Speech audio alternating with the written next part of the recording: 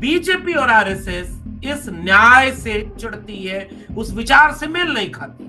सम्मान सबको मिल जाए, ये बीजेपी और आरएसएस को नहीं चाहिए। सबको आर्थिक क्षमता मिल जाए, सबको बराबरी का मौका मिल जाए, आंख में आंख डाल करके सब लोग बराबरी से जीवन जिए, ये बीजेपी और आरएसएस नहीं चाहती। तो असली और एकमात्र लड़ाई बीजेपी और आरएसएस से आइडिया ऑफ इंडिया की लड़ाई है, जो अब इस 10 साल में उदाहरण के रूप में आ गया। एक दूसरी विचारधारा है जो समानता की विचारधारा है, जो न्याय की विचारधारा है, जो इंसानियत की विचारधारा है, जो चाहती है कि जो भी इंसान है उसे इंसाफ मिले, गैर बराबरी खत्म हो, सब मिलजुल कर मोहब्बत और प्यार से रहें, कोई किसी दूसरे का हक न मार ले, जाति के नाम पर कोई श्रेष्ठ और कोई नीच न कहा जाए, कोई अछूत और कोई विशेष सम्मान न पाए, धर्म के नाम पर, मजहब के नाम पर टकराव न हो, और आर्थिक संसाधन, आर्थिक चीजें सबके पास हो, जिसको जितनी चाहिए उसके पास उतनी हो। एक विचारधारा ये है, और जो संविधान को मानेगा वो आज की तारीख में भाजपा और आरएसएस को इस देश का सबसे बड़ा दुश्मन मानेगा, प्रतिपक्षी मानेगा। वो एक दिन टीवी इंटरव्यू में बोलते हैं कि मैं हिंदू मुसलमान नहीं करता, और 24 घंटे भी नहीं बीतता और आकर के फिर से हिंदू मुसलमान कहने लगते हैं। देश का प्रधानमंत्री जब उसकी भाषा ये हो जाए कि वो सब कुछ घुसपैठियों को दे देंगे, जिसके ज्यादा बच्चे हैं उसको दे देंगे, मंगल सूत्र आपका छीन ले जाएंगे, कल तक कहते थे देश खतरे में, अब कहते हैं भैंस खतरे में है। डराना, बांटना, तोड़ना, एक दूसरे से झगड़ा लड़वाना, आपस में बांट देना और कब्जा करके सब आपस में लड़ते रहे, प्रजा लड़ती रहे, और राजा अपने उद्योगपति दोस्तों को पूरा देश बेच दे।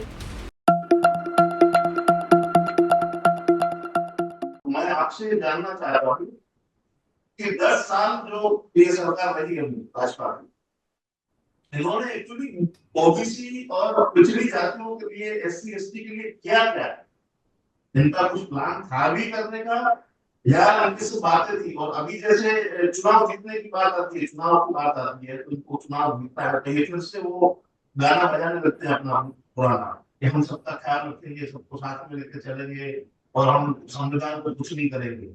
हमको पता है कि अंदर से निकलते हैं। तो मैं ये चाहता हूँ कि आप थोड़ा सूर्य प्रकाश करके आपने तो बिल्कुल इसमें पीएचडी भी करी है, और मैं आपको बिल्कुल फॉलो करता हूँ, आपका बहुत अच्छा नॉलेज है।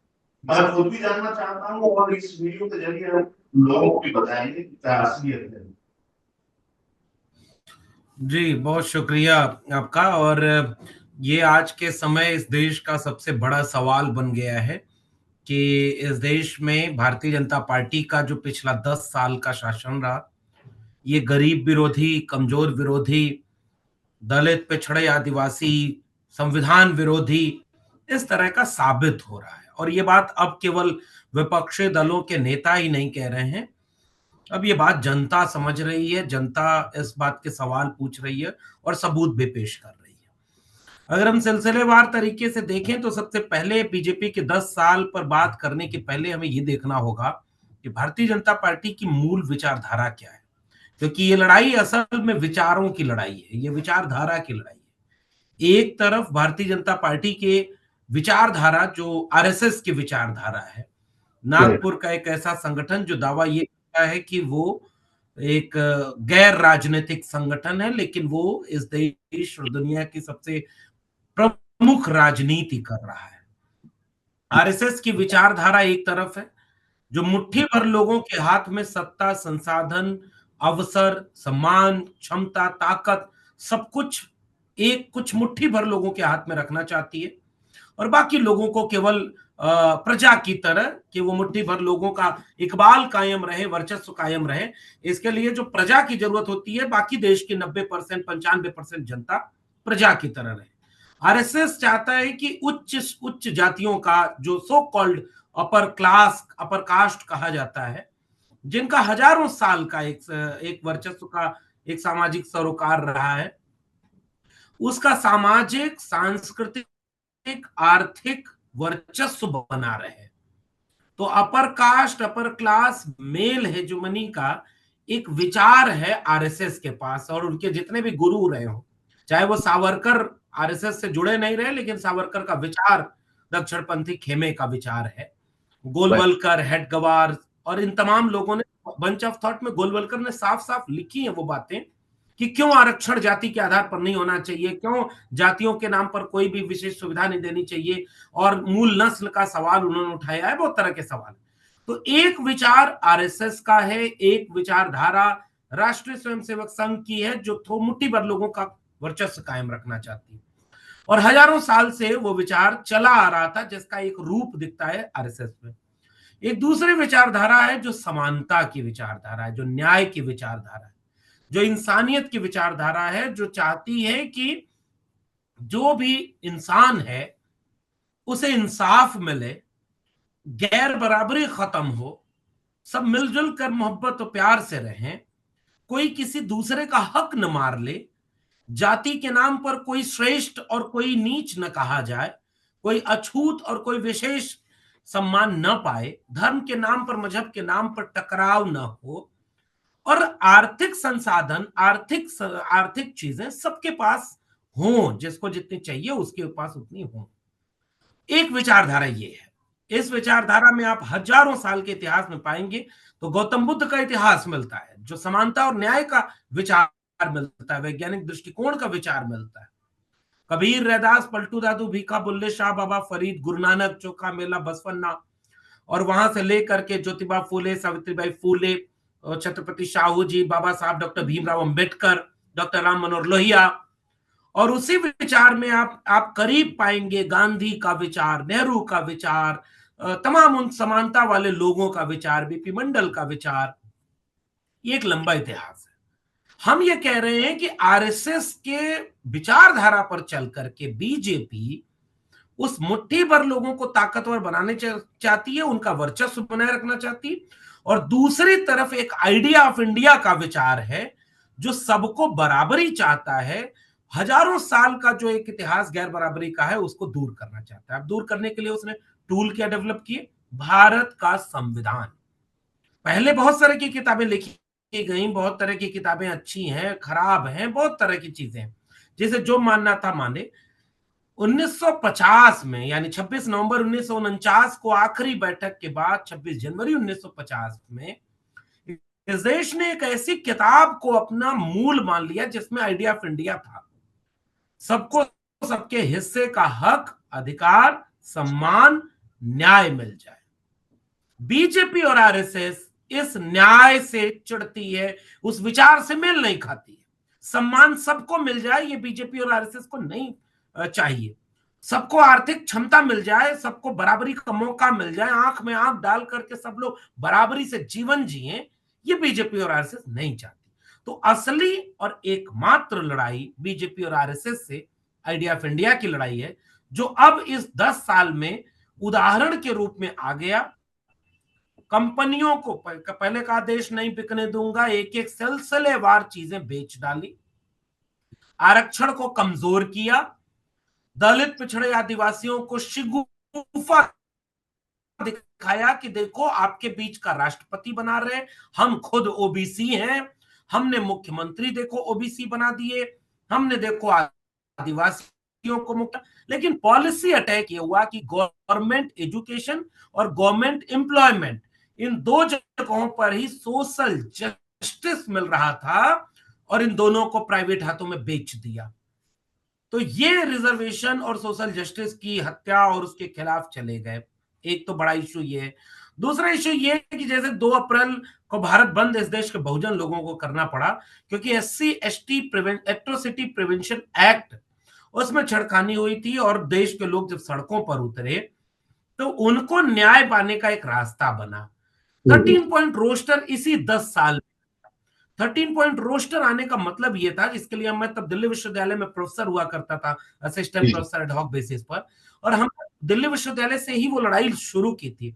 और मेरे प्रोफेसरी से निकाले जाने का, मेरे इस पूरे सिस्टम से बाहर निकाल के ढकेल दिए जाने का एक सबसे बड़ा कारण यही रहा कि मैं आरएसएस के आइडिया ऑफ इंडिया के खिलाफ खड़ा हूं, और मैं इस भारत के संविधान वाले आइडिया ऑफ इंडिया के पक्ष में खड़ा हूं।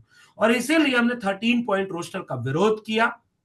आंदोलन खड़ा हुआ एक मिनट 5 प्रोफेसर मार्च साहब, एक 2019। मिनट, एक मिनट। आप जब अभी जो बात कर रहे थे कि यूनिवर्सिटी में और कॉलेज में, जैसे आपको उन्होंने, क्योंकि आपकी विचारधारा उनसे अलग थी तो आपको बाहर निकाला, इसका मतलब ये है कि जो हमारे इंस्टीट्यूशंस हैं, जैसे एजुकेशनल मैं इंस्टीट्यूट उसी हुए, पर आ रहा उनका कंट्रोल जो है वो सरकार के पास नहीं, बनिस्बत आरएसएस के पास में है। हूं, मैं उसी पे आ जी रहा हूं, मैं उसी पे आ रहा हूं, क्योंकि जी बीजेपी ने आरएसएस के तमाम एजेंट, बहुत तरह के लोग और आरएसएस के कैडर को यहां पर ला करके भर दिया। और अब ये जो पूरा का पूरा मामला था, ये बीजेपी और आरएसएस के कब्जे का चला गया। इसीलिए हमने कहा, जब 13 पॉइंट रोस्टर का हम विरोध कर रहे थे, ठीक तो असल में हम यही सवाल पूछ रहे थे कि आप एक ऐसा रोस्टर क्यों बना रहे हैं जिससे इस जी देश के एससी, एसटी, ओबीसी, पहली बार तो वो प्रोफेसर बनने के लिए, पहले तो आप आते थे तो आप कहते थे नॉट अवेलेबल, फिर अवेलेबल हुए तो आपने कहा नॉट फाउंड सुटेबल, जब अच्छा अवेलेबल भी हुए, सुटेबल भी हुए, तो आपने कहा कि रोस्टर बदल देंगे। और अब जब रोस्टर की लड़ाई लड़के हमने हमने लड़ाई लड़के वापस किया, पिछले 10 साल में यह हुआ, जी तब जाकर के आपने पूरे एजुकेशन सिस्टम को ग्रेजुअली प्राइवेटाइज कर दिया है। और आरएसएस से कैडर भर भर के, और जितने तरह के, जितने किस्म के भ्रष्टाचार हो सकते हैं, उतने किस्म के भ्रष्टाचार इस देश के एजुकेशन सिस्टम, खासकर सेंट्रल यूनिवर्सिटीज में चल रहे हैं। आरएसएस के लोगों का कब्जा है, जो अगले 30-40 साल तक कब्जा रहेगा। तिलक चंदन लगा करके सरस्वती पूजा करेंगे, एक ही धर्म का कार्यक्रम कराएंगे, और अगर आप किसी दूसरे धर्म में आस्था रखते हैं, आप कोई और विचार रखते हैं, आपका उस यूनिवर्सिटी में कोई ना शोध में एडमिशन होगा, ना आप प्रोफेसर बन सकते हैं, ना आप कोई पद मिलेगा, आपको परेशान किया जाएगा। अगर आप आरएसएस के तरफ से हैं, तब तो आपको बहुत कुछ मिलेगा। तो ये एक इंस्टीट्यूशनल अटैक बीजेपी और आरएसएस का इस पूरे सिस्टम पर रहा। और बीजेपी और आरएसएस ने केवल विश्वविद्यालयों को ही नहीं कब्जे में लिया, बीजेपी और आरएसएस ने इस देश के तमाम सार्वजनिक शिक्षण संस्थानों को कब्जे में लिया, और बहुत तरह की चीजों को कब्जे में ले लिया। तो इस तरह से ये सारी चीजें बदलती चली गई, और आज की तारीख में देश का संविधान इसीलिए खतरे में है कि हम उस संविधान को बचाने की बात कर रहे हैं। जी जी जी जी। तो प्रोफेसर साहब, इसमें एक बात मैं सिर्फ छोटी सी ऐड करता हूँ अपनी तरफ से, जो मैंने महसूस किया है और देखा है। अब क्या हुआ है, जैसे शैक्षणिक संस्थानों में आरएसएस आ गया है, तो सर बात वहां तक सीमित नहीं है। मुझे इस बात का बड़ा दुख है कि हमारे आर्म फोर्सेस के अंदर भी कुछ एलिमेंट ऐसे घुस गए हैं, हमारे पुलिस के अंदर भी कुछ एलिमेंट ऐसे घुस गए हैं, जो वहां पर भी ये जो है धर्म, उसको लेकर के वो करते हैं। जैसे मैंने बचपन से कभी देखा नहीं, आजकल मैं देखता हूँ तो पुलिस स्टेशन के अंदर भी मंदिर बने हुए हैं, जबकि मैं आर्मी में और कहीं देखता हूँ तो वहां पर सर्वधर्म वाला काम होता है। जैसे वहां मंदिर होता है, मस्जिद भी होती है, गुरुद्वारा भी होता है, चर्च भी होता है। लेकिन अब क्या हुआ है कि मेजोरिटी जो है उन्होंने बिल्कुल ओवर पावर कर लिया है। तो आपके अनुसार अब इसका इलाज क्या है? मतलब जो एक हमको दिख रहा है कि चुनाव है तो हम चुनाव की बात करेंगे, लेकिन आपको क्या लगता है इसमें क्या करना चाहिए आम आदमी को, इंसान को, एससी एसटी ओबीसी से जो बिलोंग करते हैं उन लोगों को आगे का कोर्स ऑफ एक्शन क्या होना चाहिए? इस देश में जितने भी लोग इस देश के संविधान को अपना मानते हैं, आइडिया ऑफ इंडिया से मोहब्बत करते हैं, इस देश में जो भी लोग समानता और न्याय के मूल्य में यकीन रखते हैं, सब लोग मोहब्बत प्यार से रहें, मिलजुल कर रहें, कोई किसी के हिस्से का हक न मारे, सबको बराबर का हिस्सा मिले, सम्मान मिले, अधिकार मिले, जो भी इस ख्याल और विचार में आस्था रखता है, वो भारत के संविधान को मानेगा। और जो संविधान को मानेगा, वो आज की तारीख में भाजपा और आरएसएस को इस देश का सबसे बड़ा दुश्मन मानेगा, प्रतिपक्षी मानेगा। और फिर उसका एक ही फर्ज बनता है कि ऐसे लोग जो समानता और न्याय के खिलाफ हैं, वो एक दिन टीवी इंटरव्यू में बोलते हैं कि मैं हिंदू मुसलमान नहीं करता, और एक 24 घंटे भी नहीं बीतता और आकर के फिर से हिंदू मुसलमान कहने लगते हैं। देश का प्रधानमंत्री जब उसकी भाषा ये हो जाए कि वो सब कुछ घुसपैठियों को दे देंगे, जिसके ज्यादा बच्चे हैं उसको दे देंगे, मंगल सूत्र आपका छीन ले जाएंगे, कल तक कहते थे देश खतरे में, अब कहते हैं भैंस खतरे में है।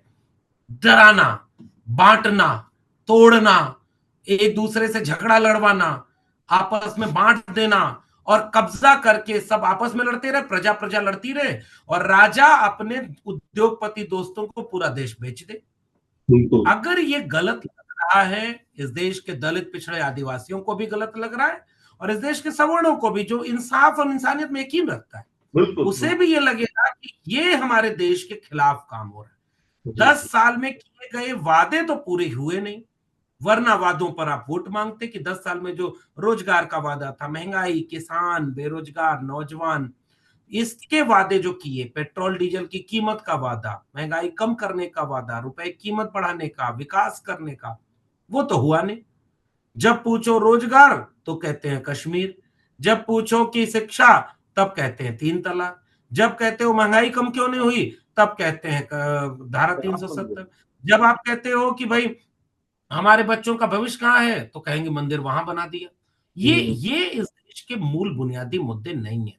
इसलिए हर एक नागरिक को आज केवल संक्षेप में इतनी ही बात कहनी है कि आप सरकार कई बार चुनने के लिए वोट डालते हैं, लेकिन इस बार वोट ऐसे डालना चाहिए कि इस बार आपके बच्चों का भविष्य सुरक्षित रहे, तब जब देश का संविधान सुरक्षित रहेगा। तो केवल संविधान बचाने के लिए, और संविधान बचाना सबकी जिम्मेदारी, केवल एससी एसटी ओबीसी की नहीं है। एससी एसटी ओबीसी तो संविधान बचाने के लिए लड़ रहा है, वो लड़ेगा, वो संविधान बचाएगा, लेकिन जो भी इस देश का नागरिक है, ये संविधान उसका है। और ये लोग खुलेआम कह रहे हैं कि अब की बार 400 पार चाहिए ताकि संविधान बदल दें।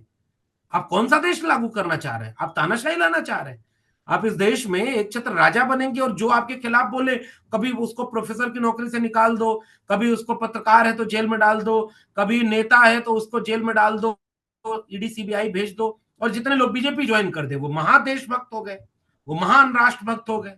ये इस देश की जनता कभी एक्सेप्ट नहीं करेगी। ये देश रूस और चीन नहीं है, ये देश एक जिंदा देश है। ये देश बड़े बड़े तानाशाहों का गुरूर मिट्टी में मिला देने वालों का देश है। इसलिए आज देश के सामने ये इम्तिहान है कि इस बार बीजेपी और आरएसएस को, डॉक्टर राम मनोहर लोहिया कहते थे कि रोटी पलटी नहीं जाएगी तो जल जाएगी, फिर खाने लायक नहीं बचेगी। 5 साल में रोटी पलटने का वक्त था, 10 साल हो गए, अब 10 साल बाद ये रोटी पलट देना होगा, वरना ये रोटी खाने लायक नहीं बचेगी। यही मेरा एक लाइन का